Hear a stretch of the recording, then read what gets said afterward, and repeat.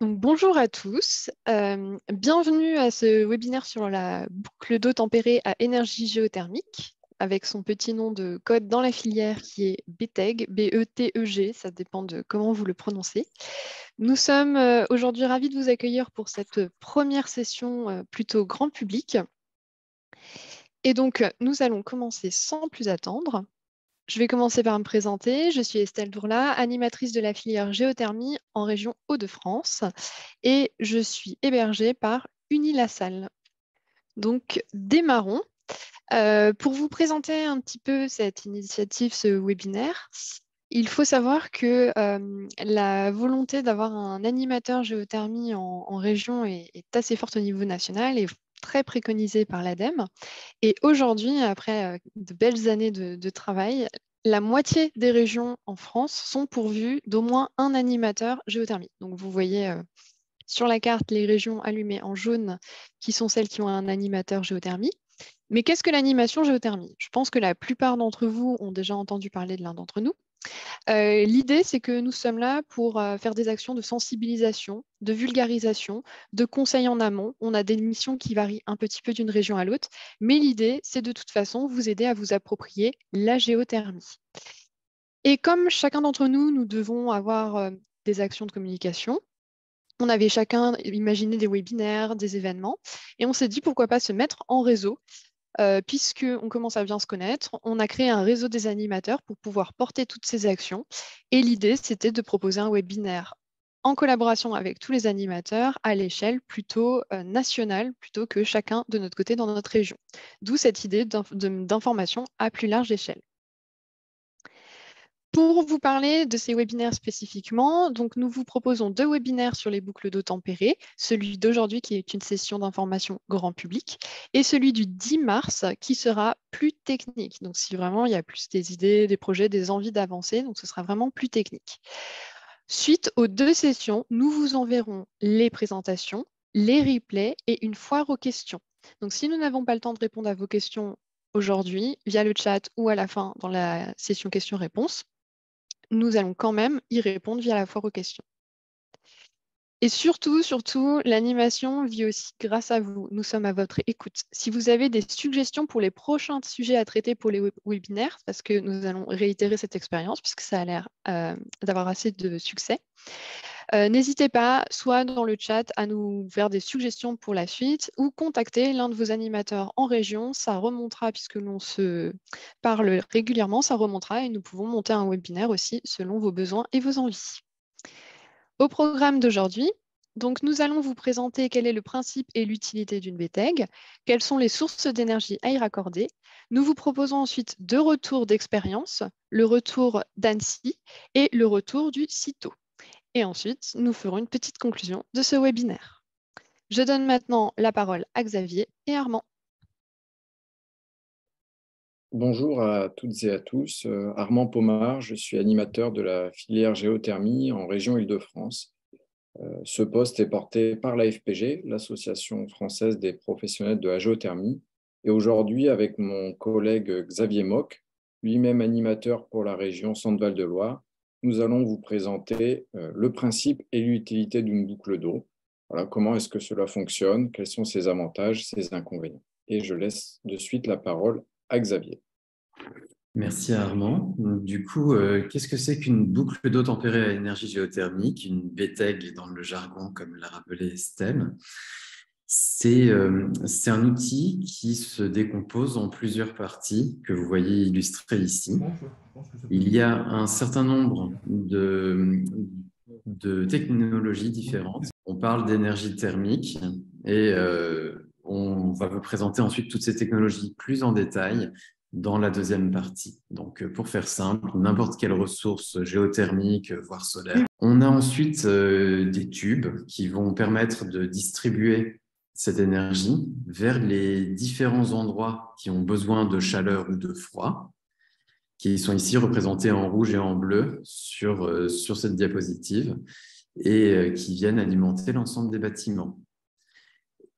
On a au pied de chaque bâtiment ou bien des îlots de bâtiments un système que je pense vous connaissez tous bien, une pompe à chaleur géothermique en l'occurrence, qui va nous permettre d'adapter le niveau de température à ce qui est souhaité pour chacun des bâtiments, selon s'il a besoin de faire du chaud, du froid, du très chaud, du très froid.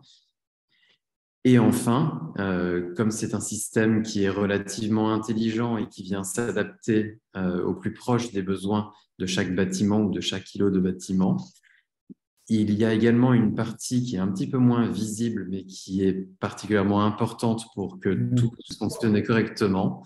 Ce sont les dispositifs de régulation. Donc, savoir quand mettre l'eau en mouvement, savoir quelle pompe à chaleur allumer et à quel niveau d'eau, à quel niveau de température on souhaite l'avoir.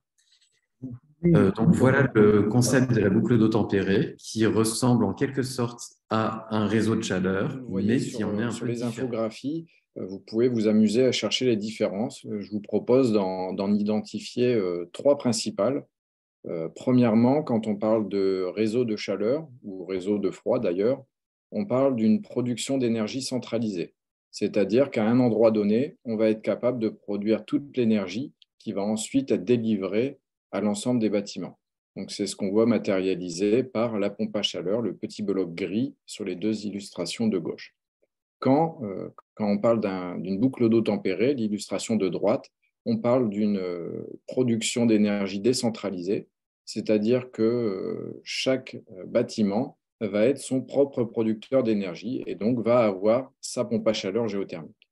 Donc, c'est vraiment une différence majeure. Si on revient du côté du réseau, de chaud ou de froid, on parle de température très élevée ou très basse, étant donné qu'on a une seule production d'énergie, tout se fait à un endroit, et donc la température est, pour un réseau de chaleur, de l'ordre de 60 à 120 degrés, pour être assez large, quand en réseau de froid, on va être sur de l'eau glacée. En boucle d'eau tempérée, on va fonctionner avec des températures basses, on peut dire des températures moyennes, on va parler de 5 à 30 degrés, ce qui permet justement à chaque bâtiment d'être capable de produire, de répondre à ses besoins de chaud et ou de froid. Enfin, la différence majeure également se fait sur le type d'énergie qui est distribuée. Comme dans un réseau de chaleur, on a une température qui est donnée, on va être capable de délivrer que du chaud ou que du froid. Et donc, si on veut répondre à des besoins de chaud et de froid, il va falloir être accordé à 2 réseaux différents. Un réseau de chaleur d'un côté, un réseau de froid de l'autre. Quand, dans une boucle d'eau tempérée, on est capable de valoriser la température moyenne, à la fois pour délivrer chaleur et fraîcheur au pied de chaque bâtiment. À quel endroit est-ce qu'on peut installer des boucles d'eau tempérées? La réponse, c'est un petit peu partout. Il n'y a pas forcément des endroits où ce serait inadapté. Pour autant, on a souhaité mettre en avant quelques endroits qui semblent particulièrement pertinents ou quelques occasions qui semblaient particulièrement pertinentes. La première, c'est lorsqu'on fait sortir de terre des écoquartiers, avec aussi bien des habitations, des commerces, ce qu'on appelle des usages mixtes ici.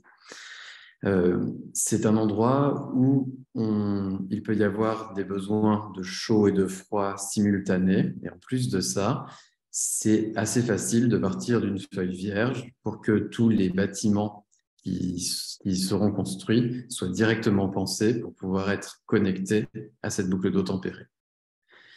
On peut également raisonner à l'échelle des aménagements pavillonnaires. Alors, ça va être un petit peu pareil que ce que je viens de dire pour les écoquartiers. C'est plus facile dans du neuf, mais pour autant, ça reste tout à fait possible en rénovation.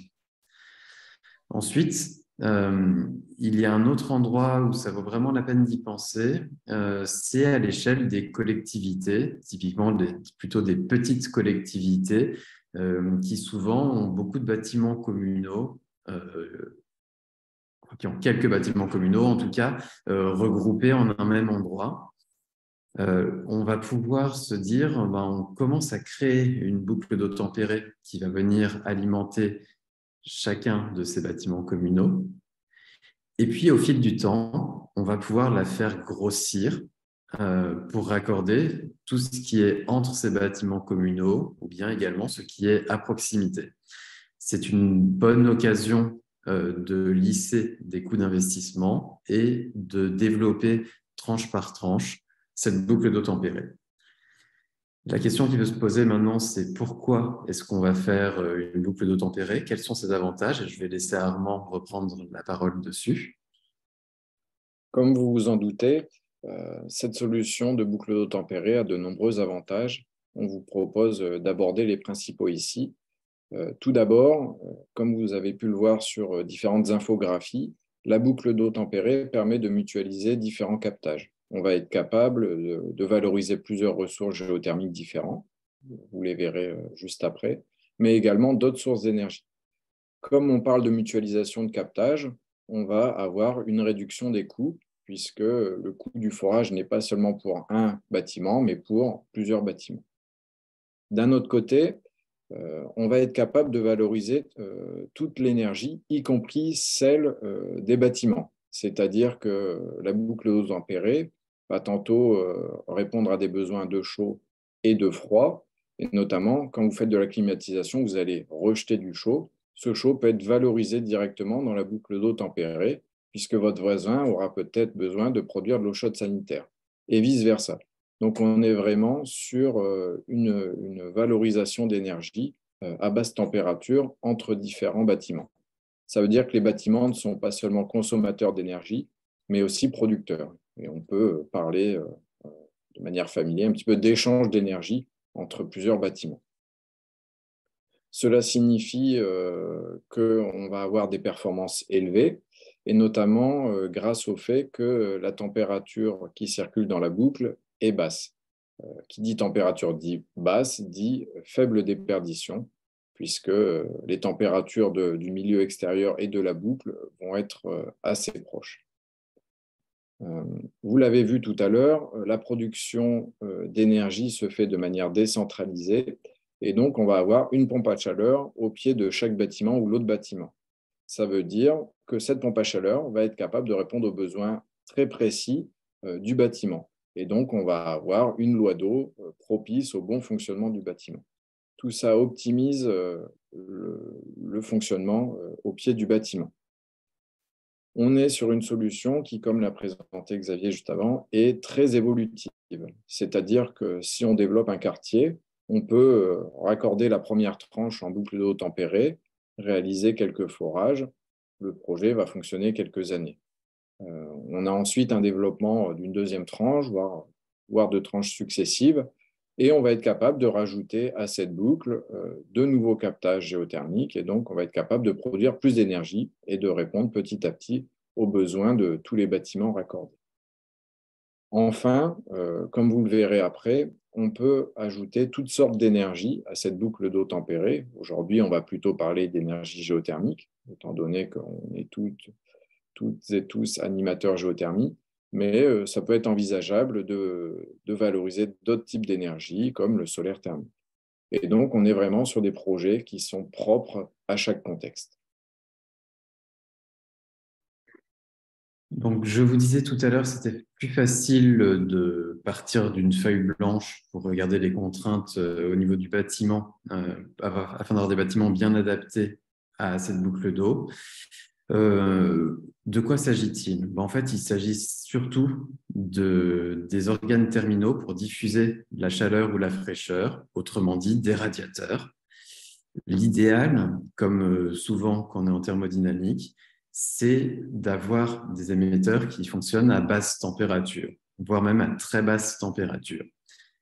Et tant qu'à faire, qu'ils soient réversibles pour qu'on puisse également diffuser du froid. Donc, sur le plan technique, il y a un parallèle à faire entre ce que je viens de dire et les questions de gestion des relances. Donc, la relance, typiquement, c'est on a laissé le bâtiment refroidir quand il était inoccupé et maintenant on voudrait qu'il se réchauffe relativement rapidement.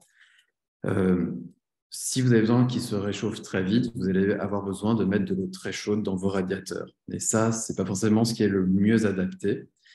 Et c'est pour ça que c'est bien d'y réfléchir également en phase de conception, de savoir modéliser ses besoins et également de savoir tenir compte du foisonnement entre les différents bâtiments pour ne pas essayer de dimensionner la boucle sur la somme des besoins qui seraient susceptibles d'apparaître, mais tenir compte du fait que lorsqu'on chauffe un bâtiment, celui d'à côté ne sera pas forcément réchauffé tout pile au même moment. Voilà, donc simplement pour dire attention à ce petit point d'ingénierie en phase de conception. On a vite fait une erreur qui nous contraindrait à surdimensionner la boucle, alors qu'ensuite dans la pratique, c'est une configuration qu'on ne trouverait pas. Je vais tout de suite laisser la parole à Édouard pour vous présenter les différentes sources d'énergie à raccorder à une BTEG. Oui, bonjour à tous. Moi, c'est Édouard Chenel. Donc, je travaille au CRER, Centre régional des énergies renouvelables en Nouvelle-Aquitaine. Je suis animateur de la filière géothermie en Nouvelle-Aquitaine. Donc, Armand et Xavier viennent de vous présenter l'intérêt de la boucle d'eau tempérée. Je vais vous parler un peu de l'aspect énergétique. C'est-à-dire que cette boucle d'eau tempérée, il va falloir la raccorder. Alors, la raccorder d'une part au bâtiment pour produire de la chaleur, du froid, et puis la raccorder au sous-sol pour pouvoir récupérer cette chaleur. Donc là, vous voyez sur cette diapo, donc, il y a une pompe à chaleur. Le principe de la pompe à chaleur, c'est toujours le même, c'est de récupérer de l'énergie depuis l'extérieur pour produire éventuellement de la chaleur sous forme de chauffage ou d'eau chaude sanitaire. Et l'intérêt qu'on va retrouver sur la géothermie et donc sur la boucle d'eau tempérée, c'est d'avoir une source de chaleur qui est relativement élevée en hiver et qui va permettre de réduire fortement les consommations d'électricité, typiquement divisé par 4, voire par 5, la consommation d'énergie sur le bâtiment. Mais ça permet également, comme c'était indiqué précédemment, de produire du froid, donc soit du rafraîchissement, de la climatisation en utilisant la pompe à chaleur, ou soit par du geocooling sans utiliser la pompe à chaleur. Dans ce cas-là, on prend l'énergie dans le bâtiment, en été par exemple, pour réinjecter dans le sous-sol, dans la boucle d'eau tempérée, dans le sous-sol. Et donc, on voit vraiment le double intérêt, production de chaleur et de rafraîchissement. Alors, cette production de froid peut passer directement par la pompe à chaleur. Je vais vous parler de geocooling. Alors, qu'est-ce que c'est? C'est bypasser la pompe à chaleur. Là, on utilise directement le fait que la boucle d'eau tempérée en été, notamment, est relativement fraîche par rapport à l'air extérieur. Et ça permet, sans utiliser la pompe à chaleur, directement par un échangeur thermique, de pouvoir bénéficier de fraîcheur dans les bâtiments. Et donc, avec une consommation d'énergie extrêmement réduite, des simples circulateurs à faire tourner. D'autres applications également pour faire du froid, ce qu'on appelle les thermofrigopompes. C'est des applications qu'on va plus retrouver dans du tertiaire ou dans de l'industriel quand on a des besoins de chauffage et de production de froid simultanés. Par exemple, oui, sur faire tourner des frigos alors qu'on a besoin de chauffage dans le bâtiment, etc. Donc là, on va avoir des systèmes extrêmement performants parce qu'une pompe à chaleur fait toujours du chaud d'un côté et du froid de l'autre. Par contre, les systèmes ne sont jamais totalement équilibrés, on a quand même besoin d'une source d'énergie extérieure qui là pourra être la boucle d'eau tempérée. On récupérera soit des calories, soit on régénérera le sous-sol par l'injection de calories. Alors ça, c'était la partie du côté bâtiment. La boucle d'eau tempérée va être raccordée du côté bâtiment, mais évidemment, elle va aussi être raccordée au niveau souterrain, puisqu'il va falloir récupérer de l'énergie au niveau du sous-sol, ou bien la réinjecter en cas de production de froid pour équilibrer la température dans la boucle d'eau tempérée. Donc, cet échange avec le sous-sol va se faire par l'intermédiaire d'échangeurs thermiques qui pourront avoir lieu sous différentes formes. Ça pourrait être des sondes géothermiques, des nappes phréatiques. On peut retrouver également des corbeilles, des récupérations d'eau sur les eaux usées, sur la mer, sur des géostructures. Alors, il peut y avoir une source d'énergie, et puis on peut également avoir différentes sources d'énergie qui sont raccordées sur la même boucle d'eau tempérée. Donc, je vais essayer de vous montrer à quoi ça ressemble, ces différentes sources d'énergie. Je vais tout d'abord vous parler du captage par sonde géothermique et verticale. Alors, qu'est-ce qu'une sonde géothermique verticale? C'est un échangeur fermé, c'est-à-dire c'est un forage dans lequel on va placer une sonde qui est constituée d'un ou deux tuyaux qui vont faire un U, ou un double U, et donc un aller-retour dans le sous-sol qui va pouvoir récupérer de l'énergie, des calories du sous-sol par échange thermique. Alors la profondeur de ces forages, elle peut aller jusqu'à 200 mètres dans le cadre de la géothermie de minime importance, mais pourquoi pas aller plus profondément dans le cadre de régime d'autorisation.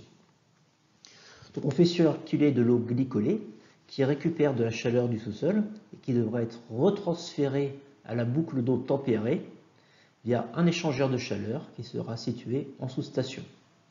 Alors on peut évidemment installer plusieurs sondes géothermiques verticales pour alimenter la pompe à chaleur. L'ordre de grandeur de la puissance récupérée sur une sonde de 200 mètres de profondeur, on récupérera environ 10 kW. Le gros avantage de ce type de solution, c'est qu'elle peut être mise en œuvre sur presque tous les types de terrains. Et puis, les sondes restent invisibles après leur mise en œuvre. De plus, la maintenance est extrêmement réduite et leur durée de vie est extrêmement longue puisqu'elle peut être supérieure à 100 ans. Une autre solution qu'on va pouvoir retrouver, c'est le doublé géothermique. Alors, un doublé géothermique, ça permet de récupérer l'énergie souterraine d'un aquifère. C'est-à-dire qu'on va faire d'abord un forage de puisage dans lequel on va insérer une pompe immergée pour pomper l'eau de la nappe aquifère. De cette eau, on va pouvoir récupérer la chaleur au niveau de la boucle d'eau tempérée grâce à un échangeur thermique en sous-station et on fera un deuxième forage de réinjection de l'eau de nappe pour la réinjecter dans l'aquifère d'origine. Donc finalement pour l'aquifère c'est neutre en termes de volume puisque toute l'eau puisée est réinjectée un petit peu plus loin. Grands avantages de cette solution, c'est qu'il peut y avoir une énergie qui est très importante à récupérer, à condition d'avoir un débit important disponible, et car l'eau de la nappe, elle est à une température en moyenne en France entre 10 et 15 degrés sur des profondeurs qui peuvent aller jusqu'à 200 mètres dans le cadre de la géothermie de minime importance. Donc c'est une solution qui peut être mise en œuvre sous la condition d'avoir un aquifère disponible à l'endroit de la boucle d'eau tempérée et un aquifère avec un débit exploitable suffisant pour générer l'énergie suffisante pour la boucle d'eau. Alors un point qui sera tout de même important sur ce type d'installation, c'est qu'on doit réserver un accès au puits qui sera nécessaire pour la maintenance. Comme je vous indiquais précédemment, il y a une pompe immergée dans les forages, donc on doit pouvoir notamment y accéder si nécessaire pour le remplacement de cette pompe, entre autres. Vous voyez ici, en fait, c'est des systèmes qu'on va installer dans les égouts dans lesquels vont circuler un fluide caloporteur. En boucle fermée. Qui récupérera de la chaleur. Et également, ces boucles-là vont être raccordées à la boucle d'eau tempérée. Il y a un échangeur de chaleur en sous-station. Ça, c'est pour les systèmes sur eau usée. D'autres situations qu'on va pouvoir également retrouver quand on peut se retrouver avec des installations qui sont situées proches de la mer ou proches de lacs parfois, avec des eaux de surface. Également, on peut penser à récupérer cette énergie de la mer ou des lacs. Donc, la mer, c'est comme un énorme radiateur qui fonctionne toute l'année en chaud ou en froid. C'est pour ça qu'il y a des climats qui sont très tempérés en bord de mer. Et cette énergie, mais pourquoi pas la récupérer? Alors, soit de manière de faire, soit en circuit fermé, en faisant circuler un fluide caloporteur sous-marin, ou soit en boucle ouverte, en récupérant directement l'eau de mer ou l'eau du lac qu'on va faire passer à travers un échangeur pour alimenter la boucle d'eau tempérée. Alors, il faut quand même être vigilant sur ce type de système, notamment par rapport à la qualité de l'eau. Ça va nécessiter des filtrations importantes pour éviter de colmater notamment les échangeurs. Et donc, ça va nécessiter des études préalables, mais il y a des potentiels qui peuvent être assez intéressants. Donc, c'est des projets qui sont soumis au Code de l'environnement pour pouvoir être étudiés. Donc, voilà une autre manière de pouvoir récupérer de l'énergie souterraine. D'autres solutions, notamment sur des bâtiments neufs qui nécessitent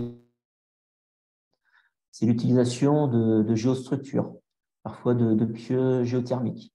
C'est-à-dire lors de la construction des bâtiments, dans les structures du bâtiment, dans les fondations, on décide de faire passer un système dans lequel on va pouvoir faire circuler des fluides caloporteurs qui pourront récupérer l'énergie du sous-sol tout au long de la durée de vie du bâtiment. Donc, également des durées de vie qui sont extrêmement longues, de plus de 100 ans. Et puis, cette énergie, c'est un échange thermique avec le sous-sol, ça va être transféré à la boucle d'eau tempérée via un échangeur de chaleur en sous-station. Donc, il faut que le bâtiment lui-même soit raccordé à la boucle d'eau tempérée. Donc, évidemment, et c'est vraiment intéressant d'y réfléchir dans le cas de construction neuve, par exemple sur un écoquartier. Et puis, enfin, en dehors de toutes ces sources géothermiques, sur cette boucle d'eau tempérée, on peut aussi, pourquoi pas, s'autoriser à la raccorder avec d'autres systèmes énergétiques, typiquement, Xavier Armand en parlait tout à l'heure, l'énergie solaire. Donc, on peut aussi apporter de la chaleur dans cette boucle d'eau tempérée avec, pourquoi pas, des capteurs solaires. Et puis, quand la boucle est raccordée aussi à des bâtiments de type industriel ou tertiaire, il y a souvent de l'énergie fatale qui peut être récupérée, par exemple, les data centers, des patinoires, du froid alimentaire, qui vont dégager une production de chaleur qui peut être tout à fait réinjectée dans la boucle d'eau tempérée. Et ensuite, cette chaleur est réutilisée par les autres bâtiments qui, en même temps, peuvent avoir des besoins de chaleur. Donc, on parle de boucle d'eau tempérée, de BTEG, à partir du moment où il y a au moins une source d'énergie qui est souterraine, qui est géothermique.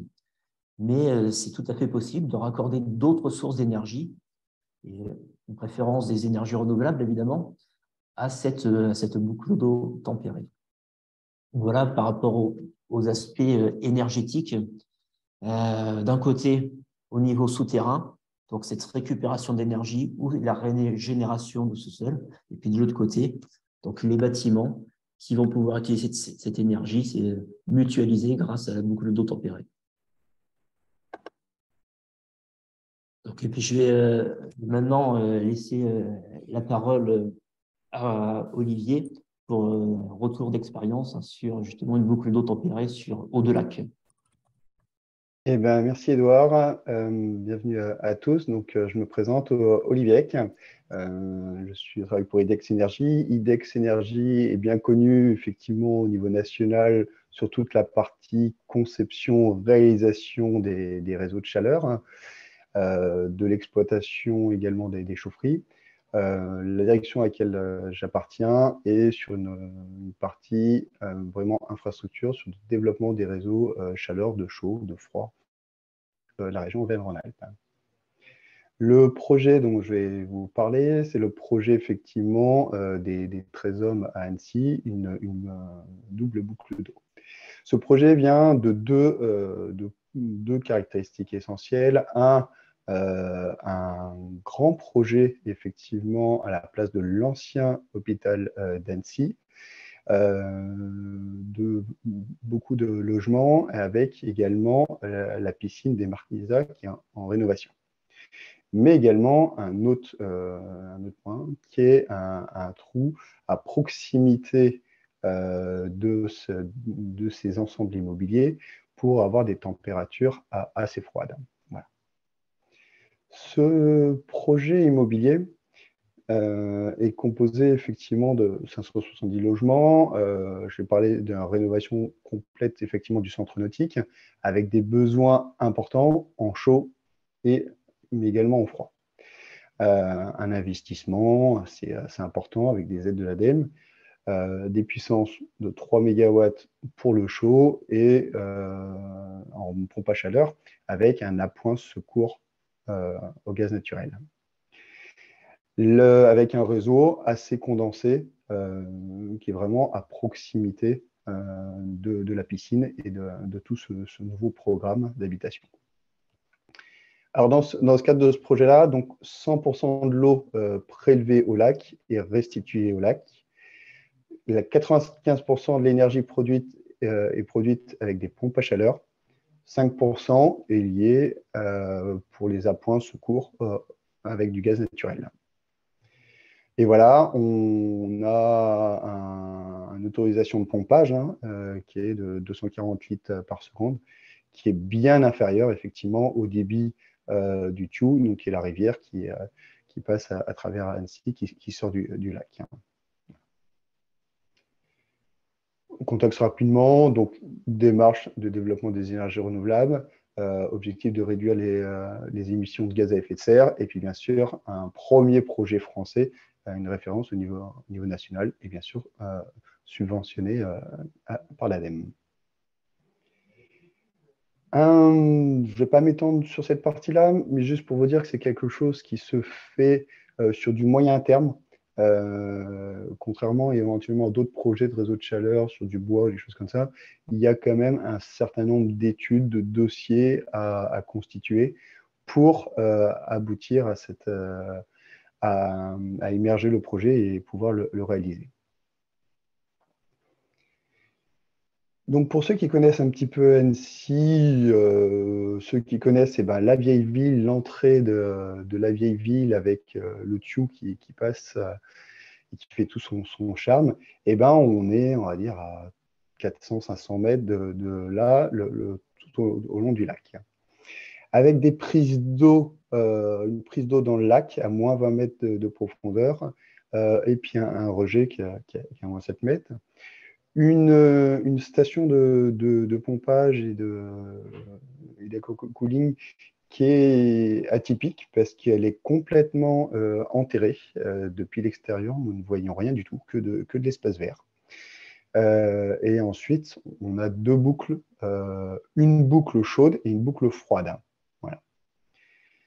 On a également deux chaudières en appoint, un appoint secours, qui sont situées dans des sous-stations sur le réseau chaud. Le principe de fonctionnement, prise d'eau moins 20 mètres, un rejet à 7 mètres, une station de pompage enterrée, comme je disais, qui permet de faire du chaud avec des pompes à chaleur et de l'aquacooling, du free cooling, si vous voulez, directement en passant via un échangeur, et on alimente une piscine. On alimentera une piscine, un hôtel, une résidence senior et puis des logements. Pour regarder un peu plus précisément effectivement le mode de fonctionnement de cette station de pompage, l'eau arrive épuisée autour de 6-7 degrés. Elle passe à travers un échangeur pour la partie chaude et qui est alimenté ensuite par 3 pompes à chaleur qui fonctionnent un petit peu en série où la boucle chaude en fait revient à une cinquantaine de degrés et elle est réchauffée de 5 degrés par la première, pareil pour la deuxième et ainsi de suite jusqu'à la troisième pompe à chaleur pour refournir sur le réseau une boucle chaude, cette fois-ci. Ce n'est pas une boucle tempérée, c'est une boucle chaude à 65 degrés. Et juste au-dessus, on a effectivement la notion d'aquacooling, toujours l'eau du lac, qui passe simplement par un échangeur et qui va directement vers les abonnés. Et bien sûr, voilà, toute l'eau est refournie et après est remise dans le lac. Voilà, on la filtre à 100 microns et ensuite on la rejette intégralement dans le lac. Pourquoi avoir pris effectivement cette donnée-là? On a des températures d'eau qui sont constantes sur le lac. À partir de 20 mètres de profondeur, donc en axe des abscisses, vous avez la profondeur et les ordonnées, les températures de l'eau. Et tous les points bleus, en fait, ce sont des prises de température, été ou hiver, donc Ce qu'on voit au niveau des 5-6 degrés, c'est l'hiver. Et tout ce qu'on voit sur la partie en haut qui descend, en fait, c'est les températures prises l'été. Et on se rend compte qu'à partir de 20 mètres de profondeur, eh ben, la température elle est constante toute l'année, été comme hiver. Voilà. Donc la prise d'eau a été positionnée effectivement à cette température pour favoriser effectivement la partie aquacooling et rejetée à 7 mètres de profondeur avec du coup une température l'hiver qui est un peu en dessous, qui est à 2-3 degrés, et l'été, on rejette effectivement un peu plus haut, mais toujours plus bas que la température du lac. Voilà. Donc là, une petite vue 3D effectivement de l'installation de pompage où on a un bac tampon, c'est que je n'ai pas précisé, qui récupère gravitairement en fait l'eau du lac. Donc on a directement un tuyau qui est implanté dans le lac avec une crépine et qui amène gravitairement l'eau dans un bac tampon, dans une tampon qui est juste à côté de la station de pompage.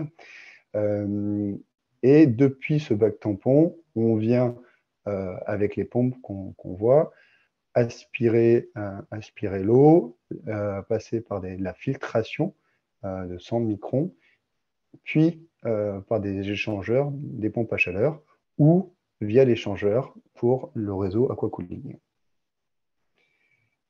La deuxième partie, c'est la partie pompe à chaleur.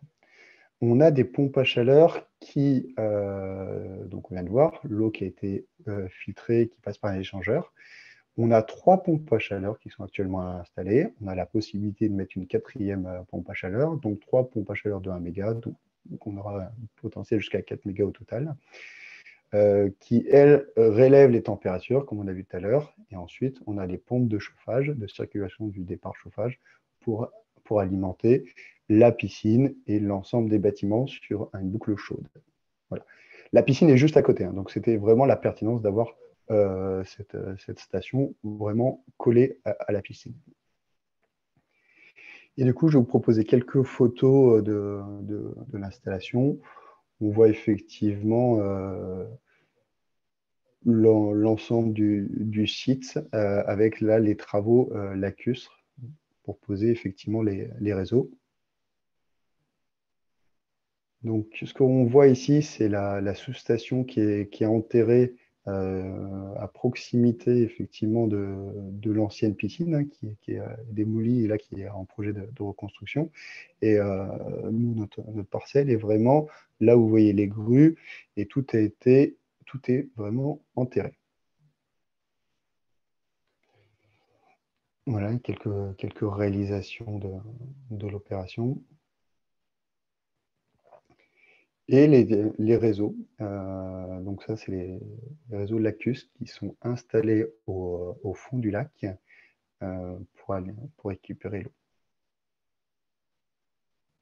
Vous pourrez retrouver également sur Internet hein, des petites vidéos de cette partie-là sur l'entreprise Bona TP, où vous verrez effectivement une petite vidéo qui montre toute cette partie des poses des réseaux lacustres.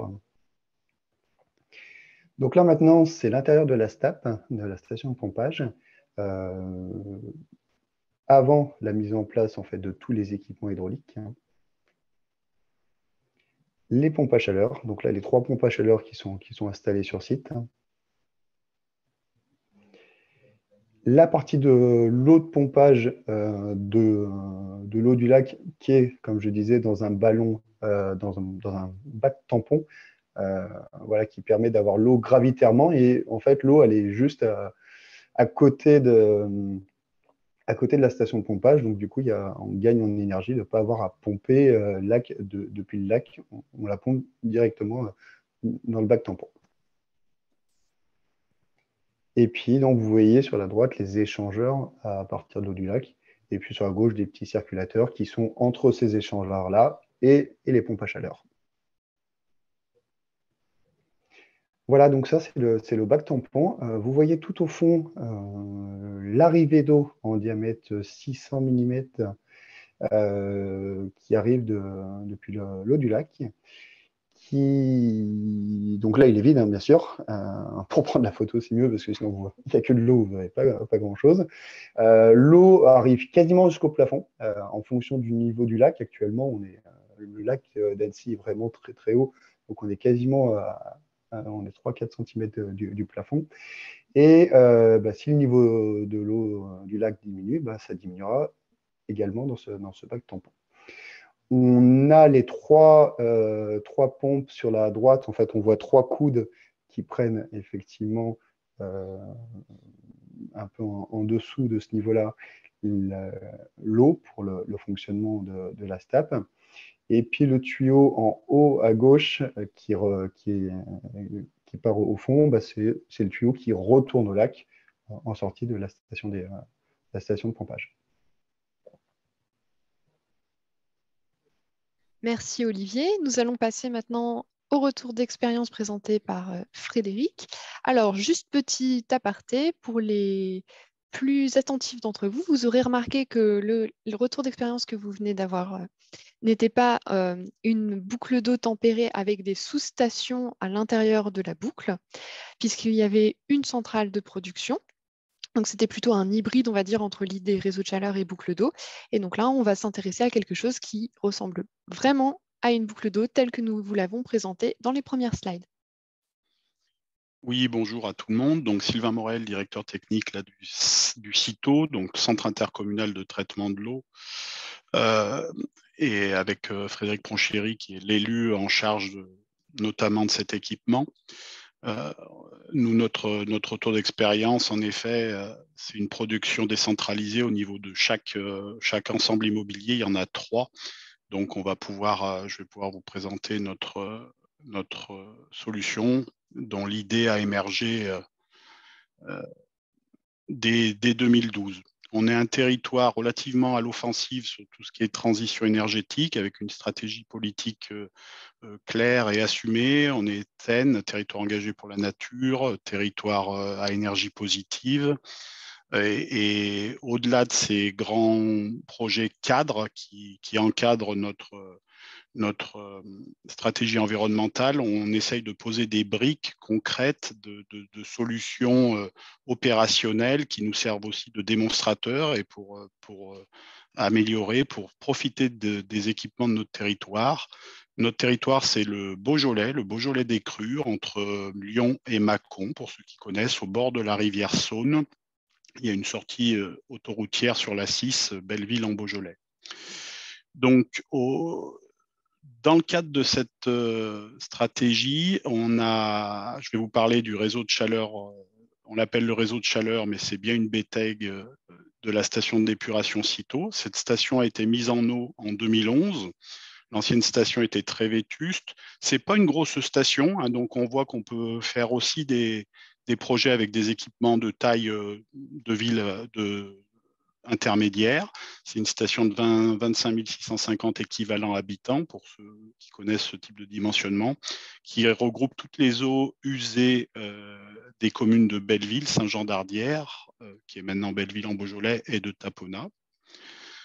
Et cette station, quand elle était mise en eau, Frédéric Pronchéry, il avait ces eaux usées qui arrivent tièdes, on va dire, dans une station d'épuration. Elles sortent de chez nous après usage, donc on est souvent, la température varie en fonction des saisons, mais on est bien sur les géothermies avec une température un peu au fil de l'année, entre 5 degrés l'hiver au plus froid et 24-25 l'été au plus chaud, avec une moyenne le plus souvent entre 10 et 15 degrés, qui correspond pile au domaine de fonctionnement de la géothermie. Alors, au-delà de l'idée, on a la chance de travailler là avec des élus très leaders et un peu charismatiques, parce qu'il faut arriver à convaincre. Là, on est en 2012, donc les réseaux de chaleur sur eau usée en France, en utilisant l'énergie fatale des eaux usées pour chauffer et rafraîchir des bâtiments, dont des logements sociaux, c'est une première. Donc, il faut arriver à convaincre. Donc, il faut faire le tour, en l'occurrence, du promoteur qui avait le projet immobilier à proximité immédiate de la station, les bailleurs sociaux qui louent les logements derrière, nos financeurs qui nous ont bien soutenus, l'ADEME, l'Agence de l'eau, notre conseil départemental du Rhône et la région. Et donc, il y a un gros travail de conviction, d'opiniâtreté, monter les documents et avancer sur ce projet. Pour vous situer, donc, on aperçoit sur la vue aérienne la station d'épuration avec les deux gros bassins là qu'on voit. En fait, on avait la chance d'être à côté d'un projet immobilier qu'on appelle la Villa du Rabot sur notre ville, qui représente à peu près 10 000 mètres carrés de surface de plancher.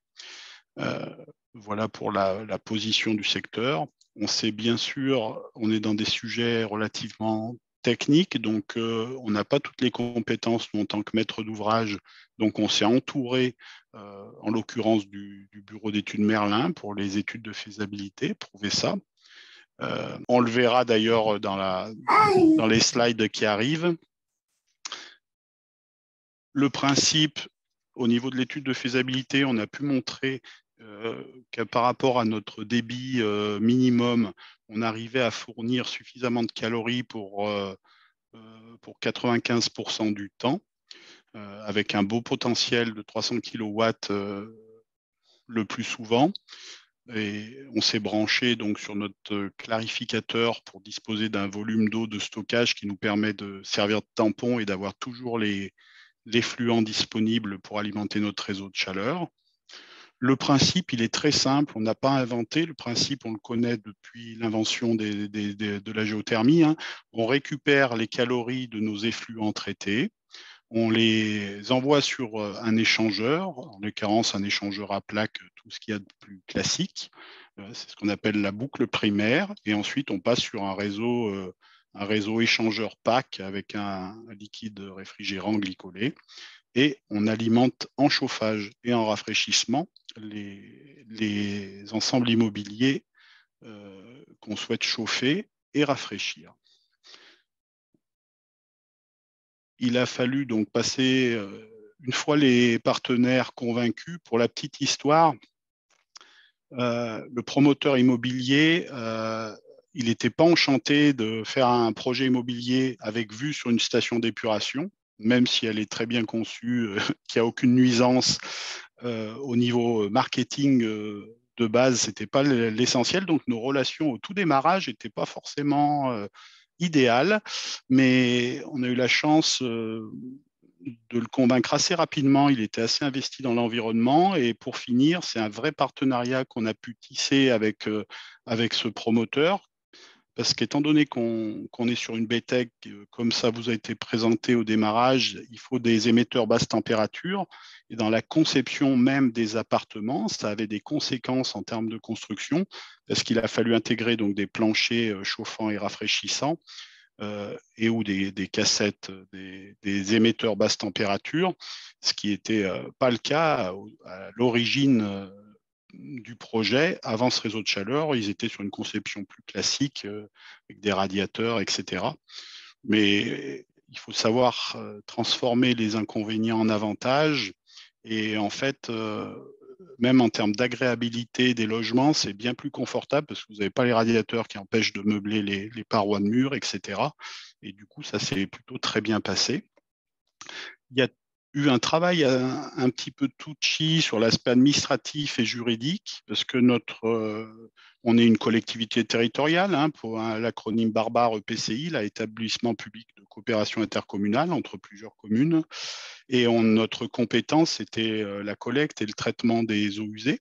Donc, on a modifié nos statuts pour ajouter la compétence production et exploitation d'un réseau de chaleur. On a travaillé aussi avec des notaires et un avocat pour sécuriser, on va dire, l'amortissement de notre investissement avec le promoteur en mettant en place des contrats cadres de vente de chaleur sur la durée de vie de notre réseau de chaleur pour que les immeubles soient liés à notre réseau et qu'ils ne puissent pas aller chercher une énergie ailleurs, et ce qui nous a permis de dimensionner le bilan économique de vente de notre énergie. On a bien sûr créé un budget annexe parce que on est en collectivité, l'eau paye l'eau, donc la chaleur doit payer la chaleur. Donc les recettes qu'on génère par la vente de notre énergie couvrent à terme l'investissement et l'exploitation de notre équipement. Un gros travail de recherche d'aide financière, et on peut souligner qu'on a été fortement aidé et on était innovant à l'époque, en 2000, dans les années entre 2012 et 2014, le temps de lancer la construction. Et on a bénéficié du Fonds Chaleur National de l'ADEME, mais aussi du Fonds Chaleur Régional. On a bénéficié de l'Agence de l'eau, d'aide de la région et du département. En gros, sur la totalité de notre investissement, qui tout confondu, au fil de la construction des 3 différentes sous-stations, représente environ 650 000 euros hors taxes, on a eu 69% d'aide financière.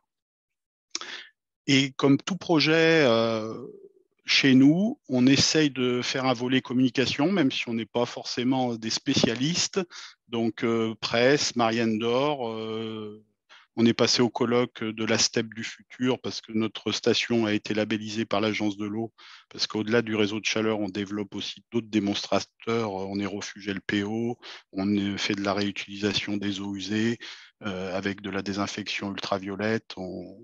On a mis en place différentes choses, et puis lumière, une station BBC.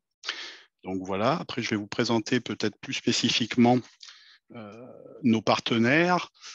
Comme je vous l'ai dit, pour la première tranche, on essuyait un petit peu, c'était de l'expérimentation quand même, cette idée. Donc on s'est entouré avec une maîtrise d'œuvre du cabinet Merlin. On a consulté, fait un appel d'offres dans le cadre de la commande publique. Donc c'est le groupe Suez avec l'entreprise EGTP pour la partie canalisation entre la station et les immeubles. Et on s'est fait aider d'un expert AMO spécialisé dans les traitements, enfin la géothermie notamment, mais pas que, Indigo. Pour la première tranche, donc, dont les travaux ont débuté en 2014, et on avait inclus dans la commande, dans le dossier de consultation, à l'époque, on appelait ça une réalisation exploitation-maintenance. Maintenant, ça sera plus des marchés de performance énergétique. 1 an d'exploitation, afin que ceux qui construisent nous aident à exploiter, à régler pendant 1 an pour démarrer sur les meilleures bases possibles et réussir ce beau projet. C'est un projet qui s'est fait en 2 tranches. La première, en 2014-2015, sur le premier bâtiment. Ensuite, bien sûr, le projet immobilier, les bâtiments sont construits au fil du temps. Donc, on a équipé le deuxième en 2018 et le troisième bâtiment et le dernier en 2019. Ensuite, on a bien sûr des contrats d'exploitation. C'est Engie Cofeli qui a le marché actuellement. Et on fait un suivi régulier de notre réseau de chaleur pour suivre ses performances au plus près avec Indigo. Au niveau du plan, donc la station d'épuration encadrée de jaune que vous voyez, avec les bâtiments, donc chacune des tranches en rouge, la première, le bâtiment ABC avec sa chaufferie. En bleu, au plus près de la station, le bâtiment F avec uniquement des commerces à l'intérieur. Et en vert, le dernier qu'on a équipé en 2020, un bâtiment de logement. On voit qu'en effet, nous, on est décentralisé, donc on a un pompage filtration au niveau de la station d'épuration, au niveau du petit carré jaune pour la récupération des effluents. Et ensuite, on les projette vers chaque bâtiment et chaque chaufferie, ce qui nous permet de dimensionner aussi nos packs au plus près des besoins de l'immeuble. En termes de rendement, c'était idéal dans notre cas. Et après, vous avez le retour de la boucle vers la station. Alors, pour la petite histoire, la boucle, on puise dans le clarificateur et on retourne dans le clarificateur. C'est au niveau réglementaire. On n'a pas d'impact sur le bilan volumétrique de la station d'épuration. Tout ce qui entre sort au même endroit après avoir récupéré les calories. Alors, la petite spécificité qu'on a, c'est comme on a 3 bâtiments, en fait, on s'est adapté vraiment au plus près des besoins de chacun. par exemple, le bâtiment ABC, l'initial, c'est un peu moins de 5000 m². C'est du mixte. Il y a 51 logements sociaux, il y a des bureaux, il y a des commerces. Et dans ce bâtiment-là, on fait le chauffage, le préchauffage de l'eau chaude sanitaire et le rafraîchissement en été. On ne fait pas de climatisation. La PAC, elle fait 80 kg et on a une chaudière gaz qui permet de faire le chauffage complémentaire de l'eau chaude sanitaire et qui permet de servir de secours installé en cas de problématique sur notre réseau. C'était une contrainte obligatoire à cet appoint gaz qu'on avait vu avec l'ADEME. Donc, c'était une donnée de base de notre conception. Après, on va passer au bâtiment F. Le bâtiment F, il est plus spécifique parce que c'est uniquement des commerces.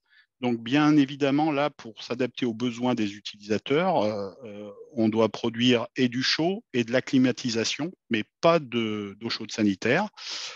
Donc, il y a des cassettes individuelles au niveau de chaque magasin ou de chaque bureau. Et on a un système, toujours avec les effluents échangeurs à plaques, mais ensuite, c'est des DRV. Donc, c'est des débits de réfrigérants variables qui permettent de nous faire du chaud ou du froid, pièce par pièce, selon la demande de l'utilisateur dans son commerce. Et le dernier, le bâtiment D en 2020, sur le transparent, voilà qui vient. Nous avons, c'est uniquement des logements, là, sur un bailleur social de la commune. Donc là aussi, on a du chauffage, de l'eau chaude sanitaire et du rafraîchissement l'été. On a testé un autre système parce que, étant donné que la chaufferie, là, était dans les combles, ce qui était une contrainte, idéalement, on les préfère au rez-de-chaussée pour des questions de rendement, d'efficacité énergétique. Mais on ne pouvait pas monter facilement le branchement de gaz. Donc, on a travaillé avec une PAC chauffage réversible, rafraîchissement, et une autre PAC haute température pour l'eau chaude sanitaire. Donc, on est sur 3 immeubles, 3 technologies qu'on a adaptées aux besoins de nos immeubles au plus près. La PAC sur le D fait 40 kW. Et on a un secours électrique. Alors, notre réseau est suivi très régulièrement. Tous les 2 ans, on fait une expertise un petit peu avec l'aide d'Indigo qui nous permet de suivre nos coefficients de performance, les COP, coefficients de performance.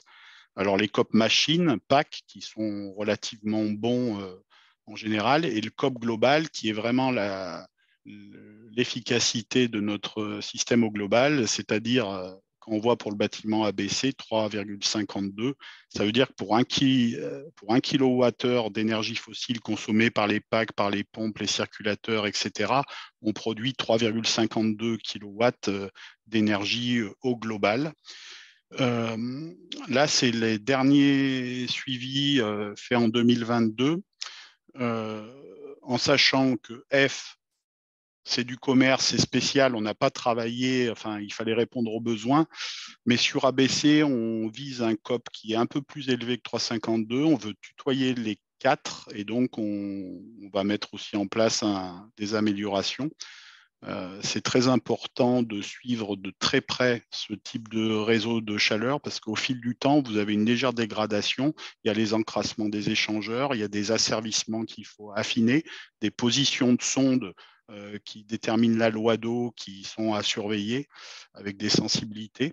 Donc, on est parti à 3,9, 3,95 en 2015 de COP. Et là, on est à 3,52. Donc, on a une perte de 8,1% d'efficacité, ce qui est logique, cohérent par rapport aux comparaisons avec d'autres réseaux de chaleur. Mais on lance donc régulièrement un programme d'amélioration pour rester au plus haut. Et vous avez aussi les énergies, alors les ER, les COP sur les réseaux de rafraîchissement. Là aussi, un tableau pour vous présenter le bilan environnemental de notre équipement. Je ne vais pas m'appesantir sur les chiffres. Vous aurez de toute façon les présentations qui vous seront envoyées. Mais on voit que pour le chaud, on est à 93 grammes par kilowattheure. Et on a une couverture globale d'à peu près de 60% d'énergie renouvelable. Voilà pour le bilan environnemental. Alors, il est bien de se comparer un petit peu, donc c'est pour ça qu'on se positionne avec notre bilan de 93 grammes de CO2 par kilowattheure. On se positionne bien sur la moyenne basse des réseaux de chaleur géothermiques, et on est bien en dessous, évidemment, des réseaux de chaleur plus classiques. Ce que je vous disais tout à l'heure, au fil des ans, il faut maintenir la performance, et pour ça, il faut se faire aider par des sociétés compétentes, et il faut surtout bien penser la métrologie de son système. On est rapatrié en supervision, on suit énormément de paramètres sur notre réseau de chaleur. C'est un monitoring qu'on a travaillé au démarrage avec l'ADEME et qui nous est fort utile aujourd'hui en termes d'exploitation au quotidien de nos équipements. Là encore, une comparaison. Voilà, on est dans la conclusion, dans les 60 réseaux les moins émetteurs de CO2. On est content, mais on ne se satisfait pas de ça. Donc, l'objectif reste d'augmenter encore nos performances dans les mois qui viennent. Alors, il y a la Champagne-Ardenne qui fait un suivi très fin sur 25 réseaux de chaleur sur sa région. Donc, on a positionné notre COP globale, la ligne verte, et notre COP PAC, la ligne rouge, par rapport aux performances des autres systèmes. Donc, on est sur la bonne moyenne, on se tient bien. Donc, on n'a pas à rougir. Et on va arriver à atteindre vers notre objectif de 4 pour être encore plus performant et dépenser, consommer le moins d'énergie fossile possible, parce que c'est le but. C'est aussi intéressant parce que quand on vend de l'énergie à des particuliers, à des usagers, nous, l'hypothèse de base, c'est qu'on, dans notre offre, on a toujours annoncé qu'on serait moins cher d'au moins 5% que les énergies fossiles classiques. Et nos contrats de vente de chaleur ont été rédigés en ce sens. Et on s'y tient. Pour un appartement, donc la surface moyenne là, des appartements fait 75 mètres carrés. Actuellement, le coût annuel de revient est de 620 €, un chiffre 2021. On est bien en dessous des ratios usuels. Nous, on est une collectivité, donc bien sûr, on n'a pas une recherche de profitabilité. En revanche, on souhaite amortir notre système. Ce qui avait été annoncé, c'est une dizaine d'années. On s'y tient à peu près. On a subi là en 2022, comme tout le monde, la hausse du prix de l'énergie. Nos contrats incluent des clauses de révision donc qu'on applique. Et on applique aussi le bouclier tarifaire à 15%, et on reste à des prix bien en deçà de l'énergie fossile classique, tout en réussissant à poursuivre l'amortissement de notre système à peu près sur la durée initiale. Si ce n'est pas 10 ans, ça sera 11 ou 12, mais le bilan économique reste vertueux aussi. Je l'en ai parlé au fil de ma présentation, mais pour une collectivité, pour nous, il a fallu un peu se former à ces métiers parce qu'on n'est pas expert, on se fait accompagner, on n'est pas parfait partout. Et il y a des points de vigilance et d'amélioration continue qu'on essaye de maintenir. Au niveau des contrats de vente de chaleur, c'est quand même un métier. Donc, quand vous facturez de l'énergie avec des clients usagers derrière, faut s'y tenir prêt avec l'application de clauses de révision bien calculées, des formules bien adaptées. Donc, il ne faut pas hésiter à se faire accompagner, c'est ce qu'on a fait. Le suivi régulier, c'est essentiel parce que si vous laissez, entre guillemets, vous laissez un peu le quotidien prendre le dessus, il y a quand même de la métrologie, il faut la suivre, il faut nettoyer les échangeurs, il faut faire une exploitation régulière de ces installations, ce qui est normal, mais ça nous permet aussi d'avoir un œil extérieur d'un expert, et ça nous permet ensuite de diriger avec l'entreprise Engie qui fait l'exploitation, des petites améliorations en termes de renouvellement en changeant une sonde qui nous permettent de maintenir et d'augmenter notre coefficient de performance. On était aussi sur des contrats de maintenance idéalement à rédiger avec des clauses performantielles parce que ça permet aussi de motiver les entreprises à nous aider à exploiter à l'optimum. Un petit volet communication, il ne faut pas négliger. On informe régulièrement nos usagers du bien fondé déjà de la technique. Ils participent à la transition énergétique avec nous. Pas négliger l'aide au plus près des logements, au niveau du secondaire, pour la bonne utilisation des thermostats, le bon réglage. Une fois c'est réglé, tout marche bien et c'est parfait. Mais au démarrage, souvent, les occupants des logements ont besoin d'un accompagnement spécifique pour utiliser au mieux le thermostat. Sur les vertus du projet, il est innovant, c'est exemplaire, c'est ambitieux, c'est duplicable de partout. Voilà, nous, une station d'épuration en pleine ville, ça peut être un inconvénient, mais on l'a transformé en avantage. C'est du cas par cas. Chaque ville a ses équipements, on arrive à trouver des sources d'énergie au plus près. Nous, ça a été l'eau usée, mais ça peut en être d'autres qui ont été présentées en début de webinaire. C'est une vraie synergie. Il faut de la force de conviction. Ça reste un prix de vente aussi qui est quand même intéressant pour l'usager au final et il nous en remercie. Avec un avantage aussi très, très important. Bien sûr, le chauffage, ça paraît évident à tout le monde, on n'en parle même plus, mais nous, la cerise sur le gâteau du rafraîchissement est très appréciée par nos usagers.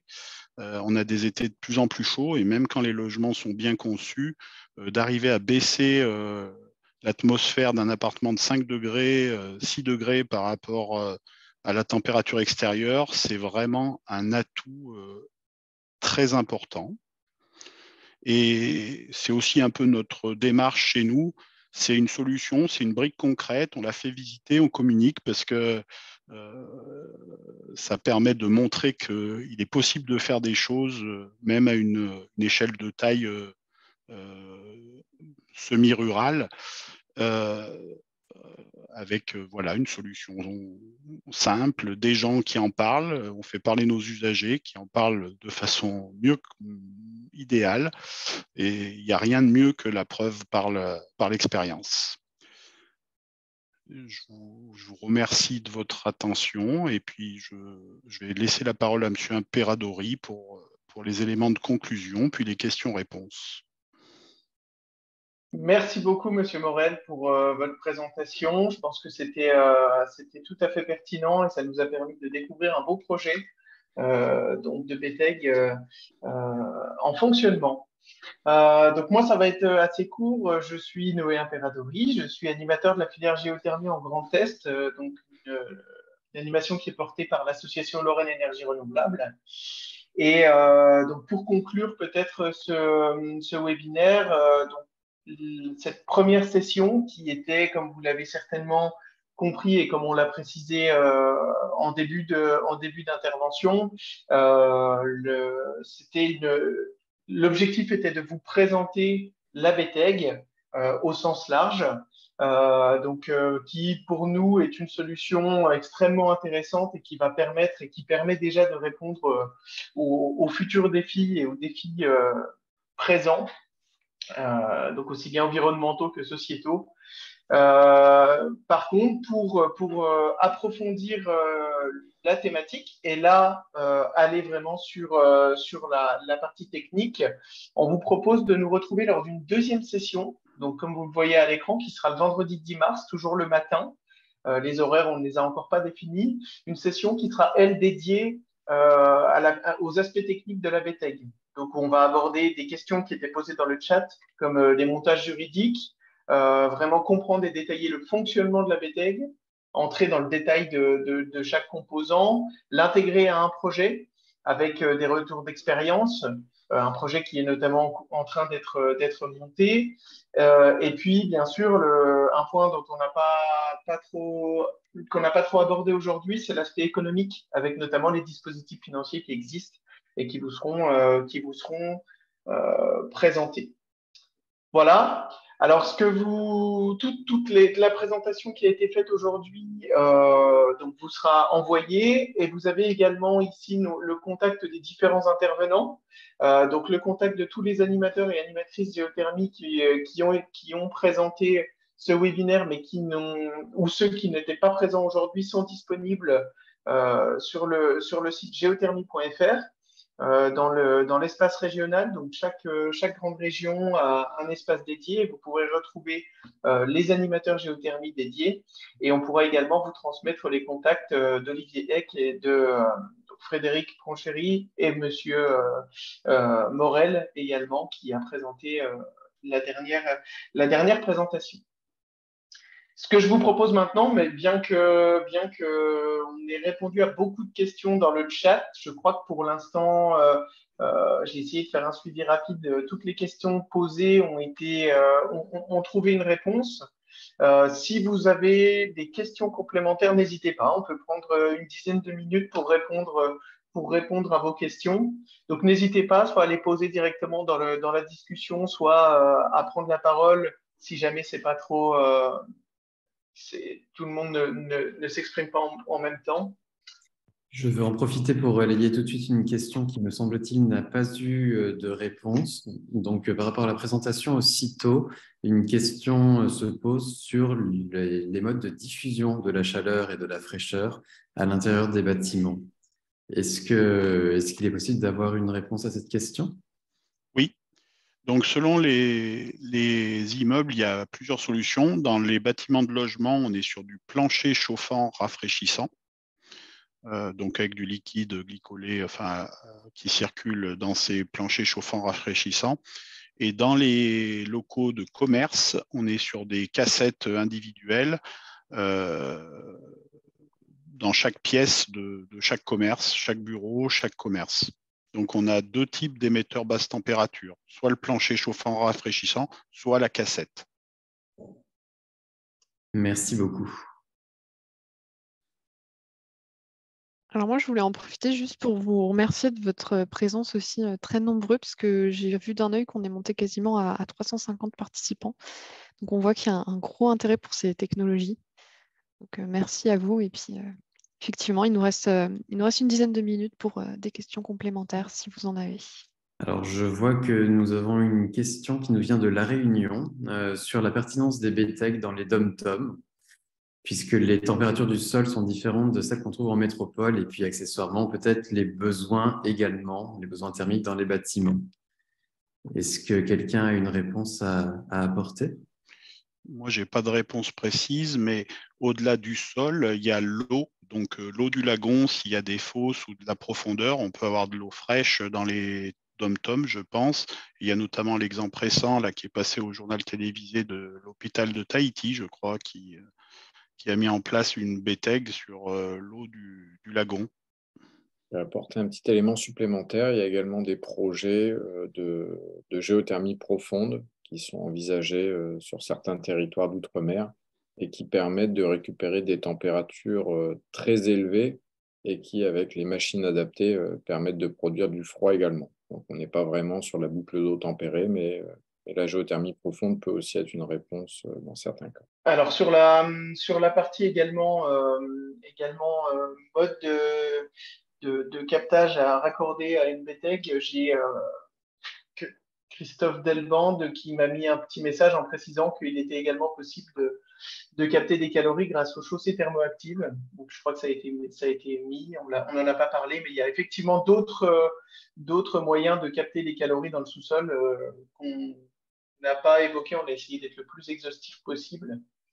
Mais globalement, tout ce qu'on vous a présenté, c'est ce qu'on retrouve en règle générale.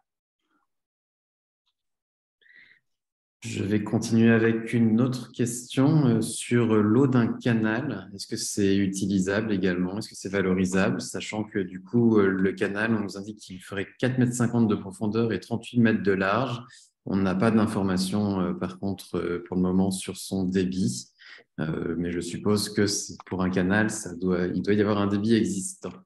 Ah, je n'ai pas. Pareil, je n'ai pas de réponse précise, mais oui, bien sûr, il faut suivre la température d'évolution du canal au fil des saisons, mais un peu comme sur nos eaux usées traitées, ça sera possible, sous réserve d'un dossier loi sur l'eau qui permette de sécuriser ça au niveau réglementaire.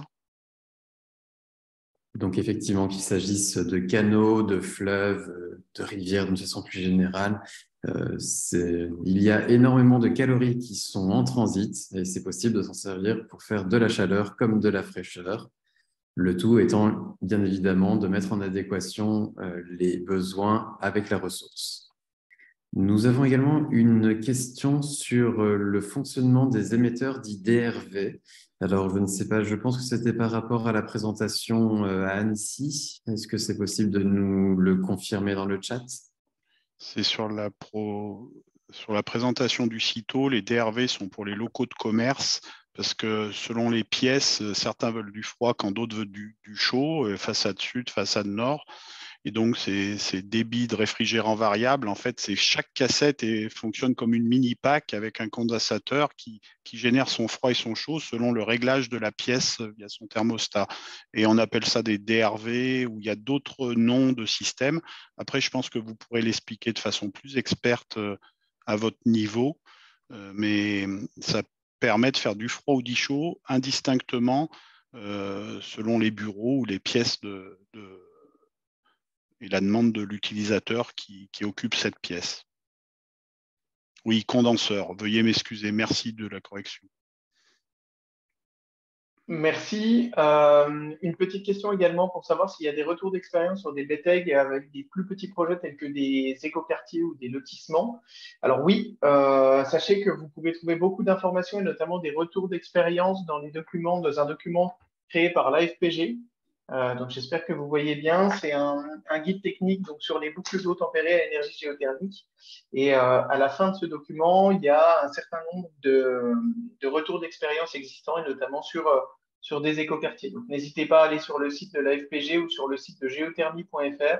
Ah, voilà, super, Xavier a mis le lien dans le chat pour retrouver ce guide et tous les guides sur la géothermie.